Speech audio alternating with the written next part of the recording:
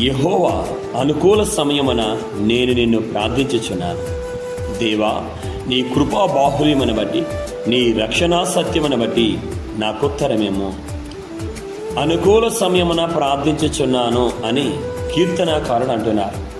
నీ జీవితంలో నువ్వు చెప్పాలంటే ప్రార్థిస్తున్నాను, ప్రార్థనలో పోరాడుతున్నాను, సమయమనగా అసమయమనగా నీ సన్నిధిని వెతుకుతున్నానయ్యా అని చెప్పగలవా? ఆ విశ్వాసం నీ జీవితంలో ఉంటుందా?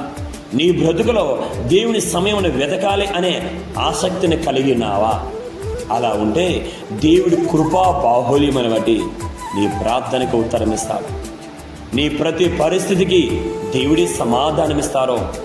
నీ జీవితం యొక్క ఎదుగుదల, ఆశీర్వాదము ఏ మనుషుని చేతిలో లేదు, నీ మోకాలలో ఉంది. నీ ప్రార్థన అనే అనుకూలతలో ఉంది. ప్రార్థనను నువ్వెంతైతే ప్రేమిస్తావో, దేవునికి ఎంతైతే మొరపెడతావో, కృపగలిగిన దేవుడు తన బాహుల్యమగల హస్తము చాపి దేవుడు నీకు సహాయం చేస్తారు. నీ ప్రార్థనను బట్టి ఆయన నీకు ఉత్తరం ఇస్తారు. శ్రేష్టమైన ఈవులు నీకు అనుగ్రహించి గొప్ప సాక్షిగా దేవుడు నిలవబెడతారు. ఆమేన్. God bless you.